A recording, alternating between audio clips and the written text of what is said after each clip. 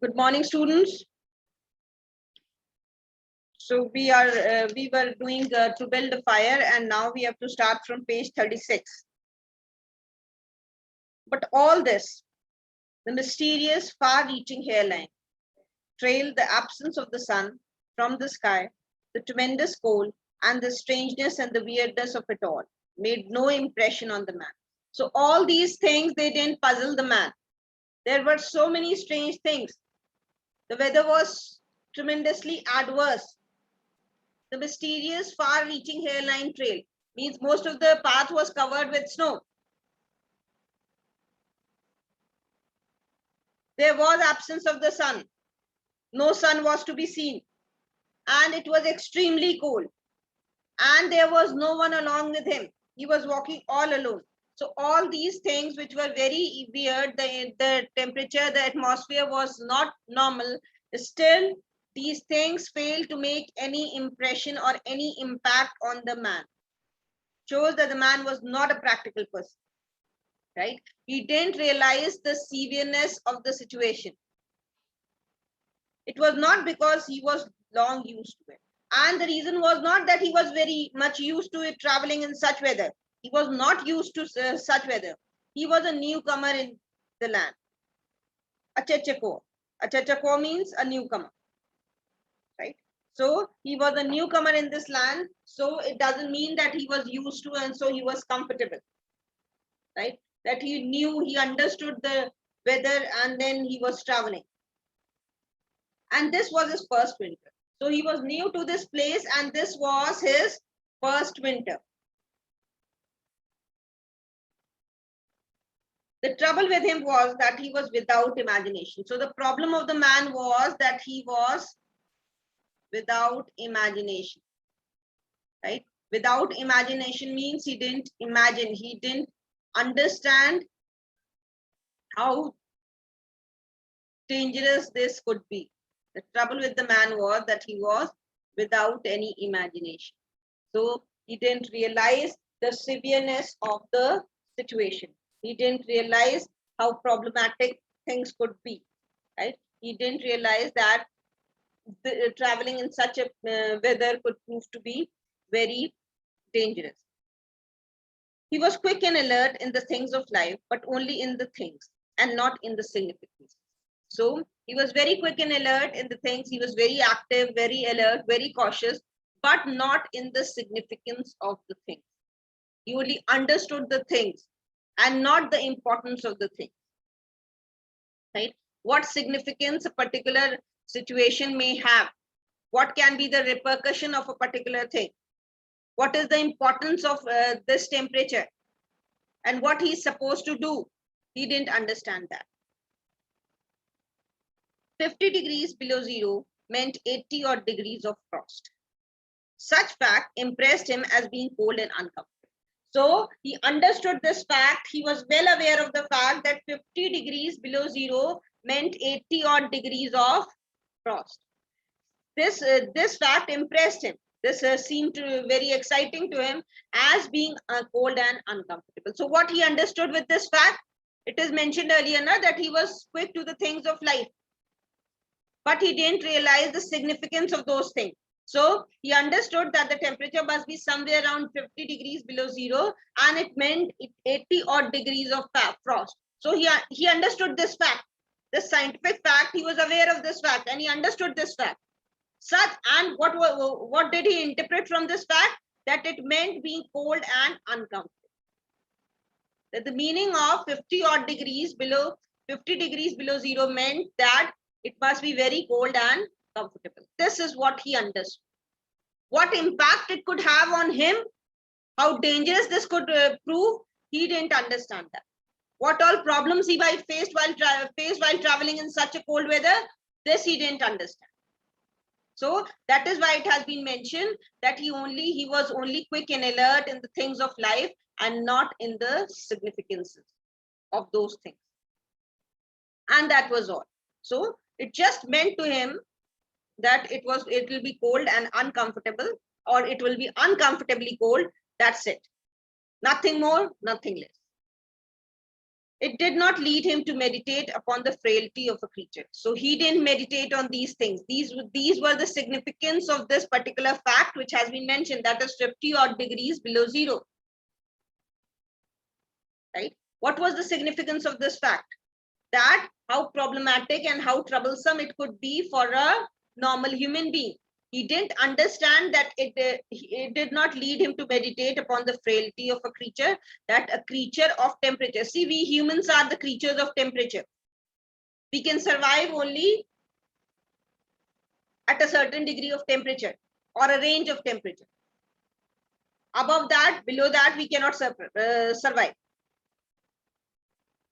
Right? So he didn't understand that humans are, he didn't realize that he belongs to the category of creatures who depend upon temperature. They are frail creatures. They cannot tolerate extreme temperatures. This fact he didn't realize.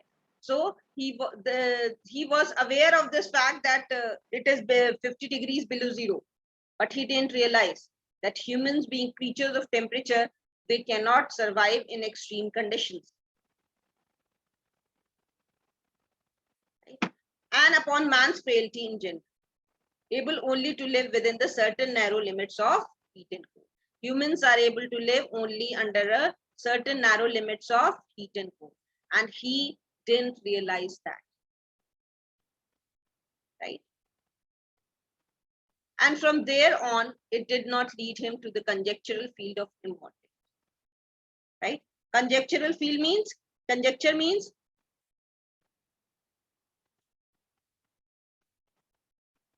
to keep on guessing. Right? Field of immortality and man's place in the universe.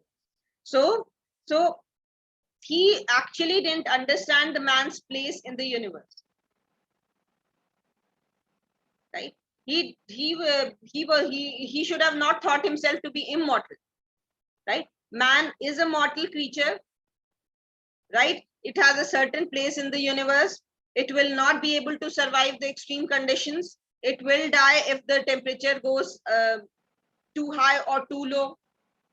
Right? So these were the things he didn't realize, that man is not immortal.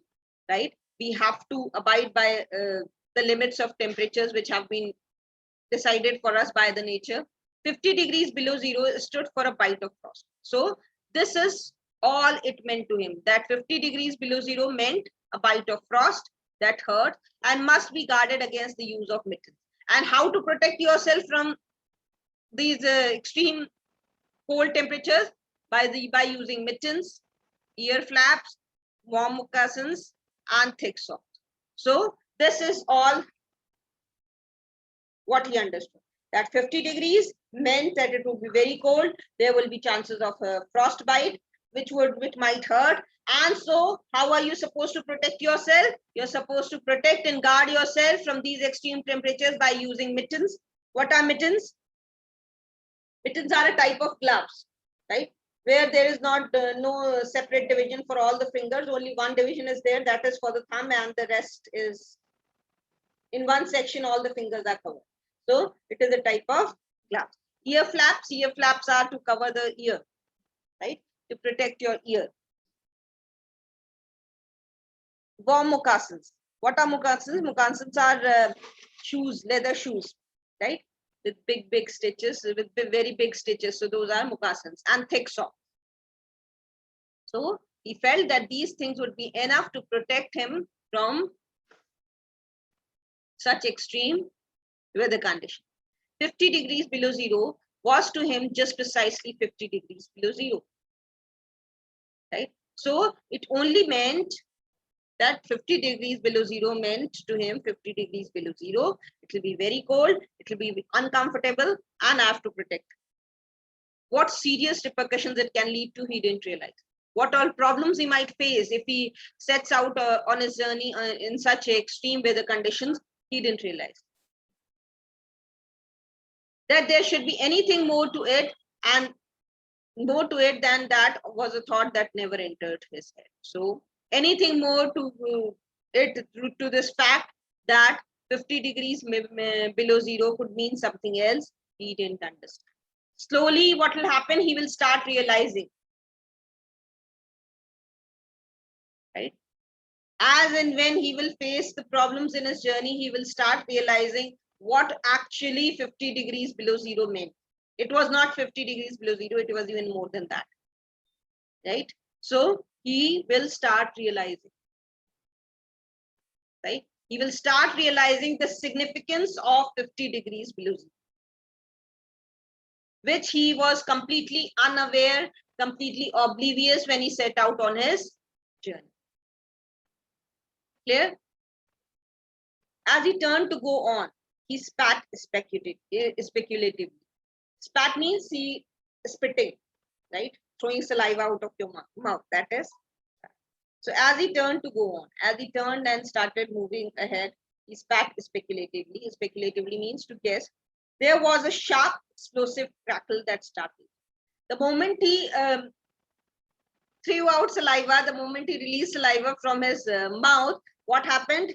There was sharp, explosive crackle sound, right?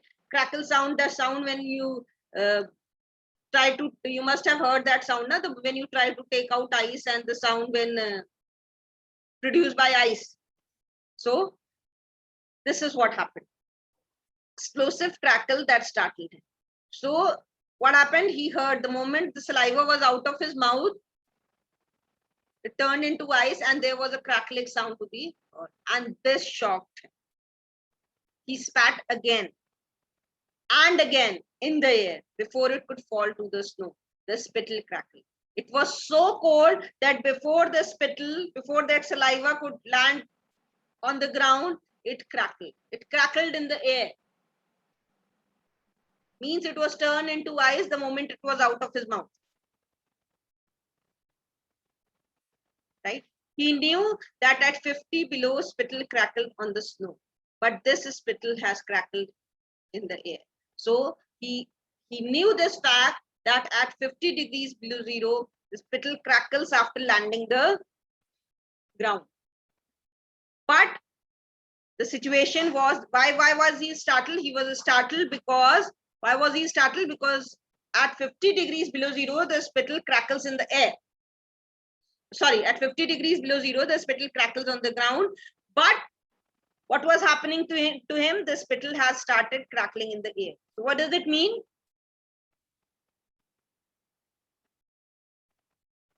That the temperatures were not 50 degrees below zero, it was something even more severe. Undoubtedly, it was colder than 50 degrees. How much colder? He did not. So this is the first significance that he understands now after setting out on his journey, that he realized that it was not actually 50 degrees below zero, it was something more than that, more severe than. And how much colder than 50 degrees below zero, he was not aware of. He didn't know. But the temperature did not matter. But to him, the temperature did not matter. To him, temperature was just a fact. Right? So he took it just as information. It didn't mean anything else to him. He was bound for the old claim on the North Fork of Henderson Creek. This was the place where he was going. This was his destination. The left fork of Henderson Creek, where the boys were already. So there was a group of boys waiting for him. They had come over across the divide from the Indian Creek country. They had come from this place, Indian Creek country, while he had come the roundabout way to take a look at the possibilities of, and this was the work, right?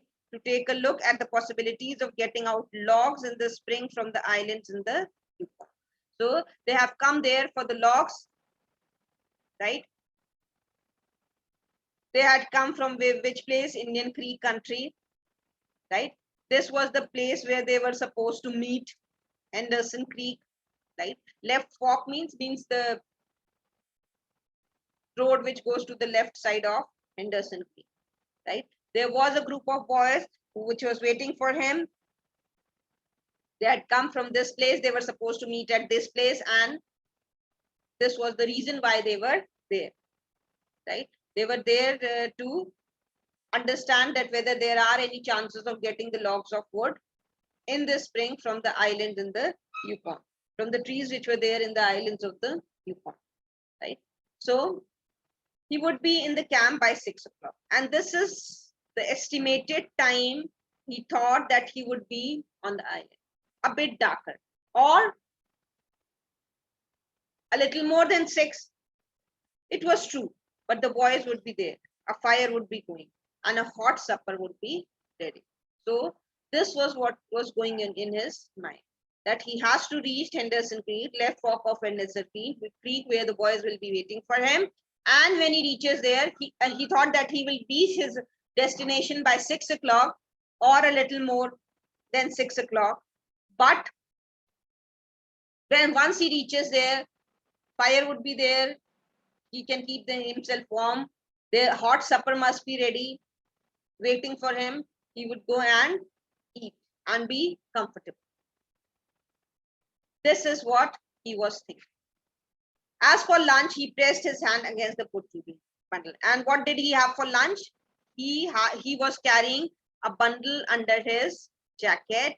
It was under his shirt, wrapped up in a handkerchief and lying against the naked skin. So why was he carrying his lunch like this? So that it doesn't freeze, right? Next to the skin. So the lunch or the food which he was carrying, he had kept it next to his skin, wrapped in a handkerchief under his shirt. Side his shirt, he has kept it, right? So that the food remains warm and it doesn't freeze. What was there for his lunch? It was the only way to keep the biscuits from freezing. Right? So this was the only way. Because of the heat of the body, the biscuits won't freeze. He smiled agreeably to himself as he thought of those biscuits. So once he started thinking of his lunch or food, he smiled. It made him feel good. Each cut open and sopped in bacon grease, and each enclosing a generous slice of fried bacon. What is bacon? It is a type of meat, right? Sopped means when you dip something, na? Then food is dipped in a liquid gravy or something of the sort. So this was the food which he was carrying for his lunch.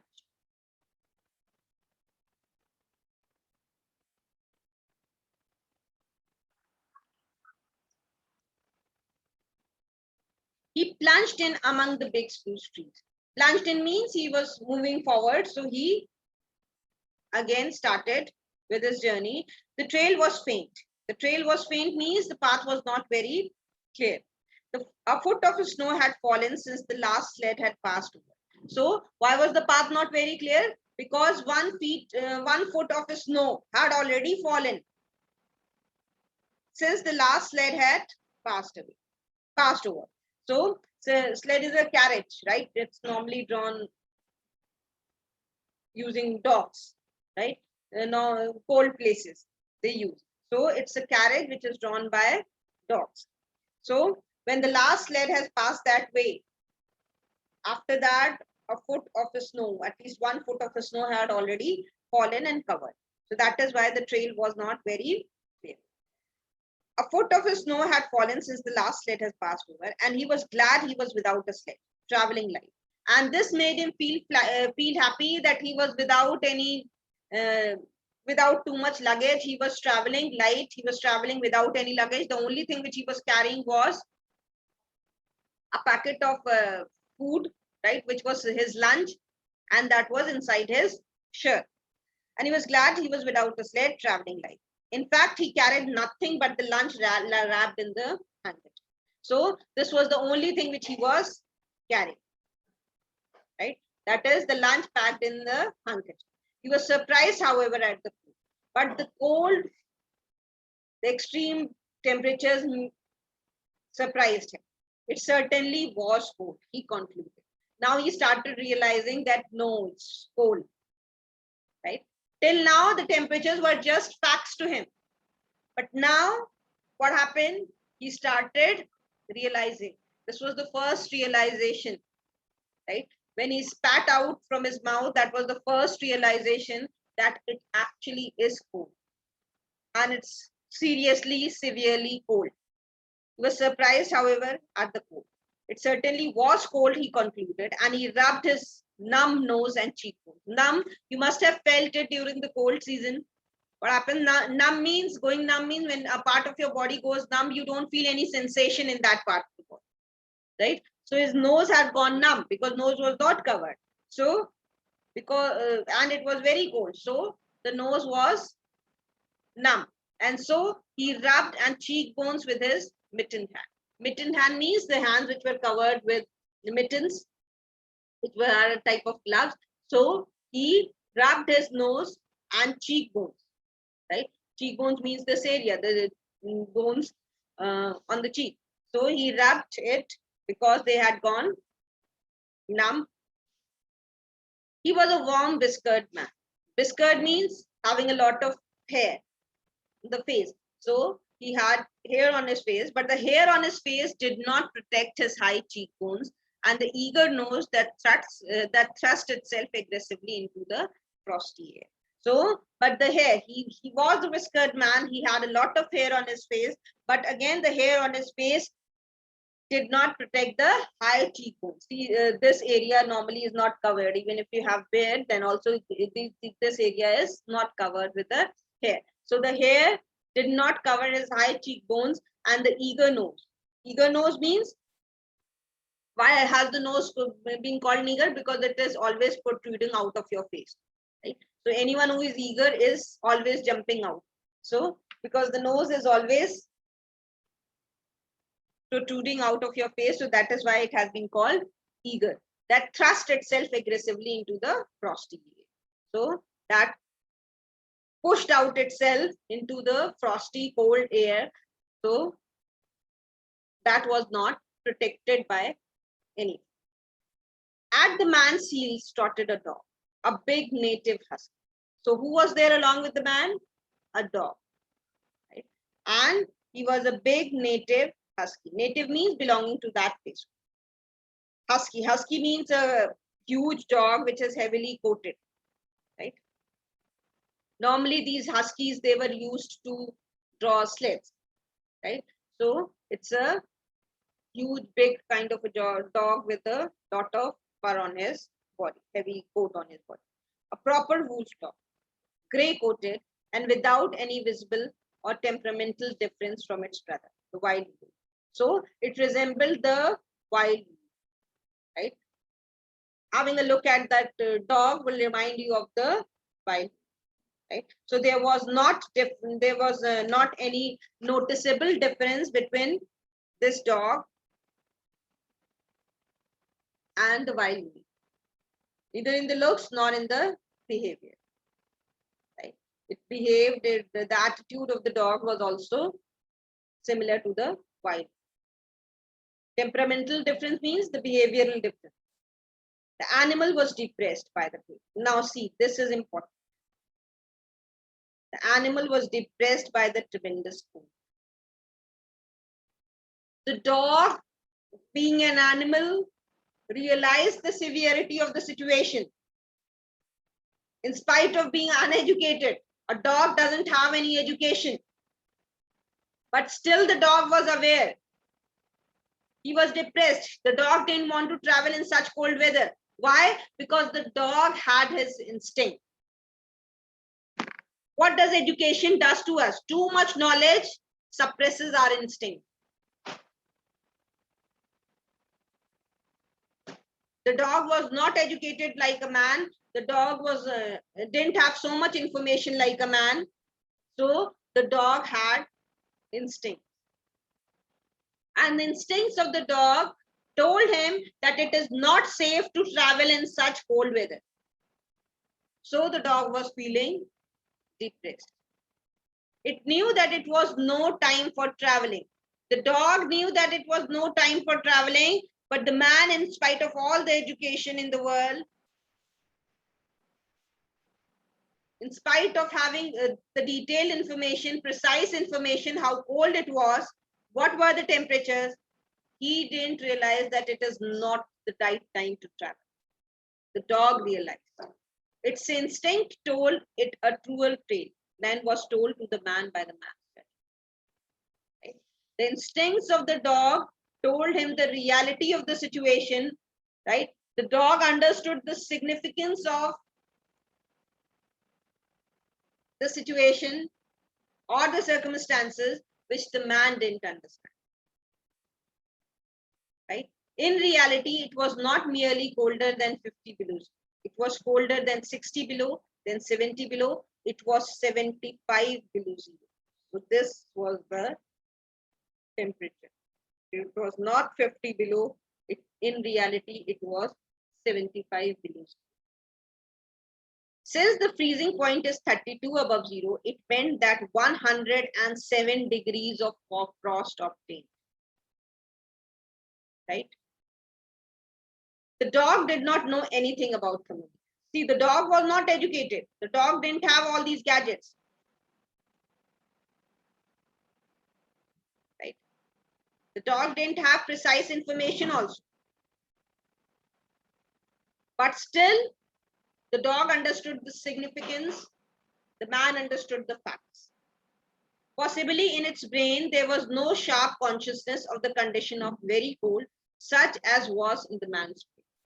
Man's brain had all the information that it is very cold, it is less cold, it is comfortably cold, it is severely cold. So all these demarcations are there in the mind of the man. Because the man is able to detect the exact temperature. The dog didn't have such consciousness, such realization the dog didn't have. Right? Possibly in its brain, there was no sharp consciousness of the condition of very cold, such as was in the man's brain. The man's brain can understand. But the brute had its instinct. So what was it that the dog possessed? The dog possessed the instincts. And the instincts of the dog told him that it is not safe to travel in such weather. So that is why the dog was depressed. It didn't want to go out. The dog was actually forced by the man to travel. It experienced a vague but menacing apprehension that subdued it. Subdued it, it means that didn't make him feel very active, right? With this idea of traveling. He was not kind of very much comfortable with this idea of traveling. He didn't have any excitement to travel. He was kind of subdued, right?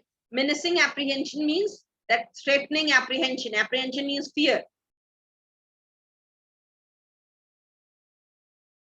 So, because the dog knew how dangerous it could be, the instincts of the dog told him how dangerous it could be, and so the dog was kind of subdued. He was not very excited in its journey and made it slink along the man's feet. So, what was the dog doing? The dog was simply slinking along the man's heels. Means it was moving in a kind of frightened or afraid manner, right? Behind the man's. And that made it question eagerly every unwanted movement of the man, as if expecting him to go into the camp or to seek shelter somewhere and build a fire. So this is what the dog wanted. The dog was expecting this man to go into the camp. At why are you traveling at this hour? At this time, you stupid fellow, let us go to the camp, build a fire, and keep ourselves warm. This is what the dog wanted. Right? Unwanted movement means something which is not normal or usual. Right? So this is not the usual movement, or you should not be moving at this time. And it was expecting the man to settle down in some camp and sit next to the fire. This is not the right thing. This is not the usual thing. This is not the normal thing to travel in such cold weather. The dog had learned fire and it wanted fire because the dog, see, how do you develop your instincts? Through experience, right? So the dog had learned fire. The dog had experienced fire. The dog knew that this is something which keeps us warm. This is something which makes me feel comfortable. So dog had idea that this is the time to sit next to the fire and not travel. And it wanted fire. And this was the dog's desire, that it wanted, at this moment, it wanted to be next to the fire, or else to burrow under the snow and cuddle its warmth away from the air. Or if not fire, the other thing which would make the dog feel comfortable would be to dig a hole in the snow and cuddle, so that it can, the heat of his body can make him feel warm away from the air. So this is what the dog wants.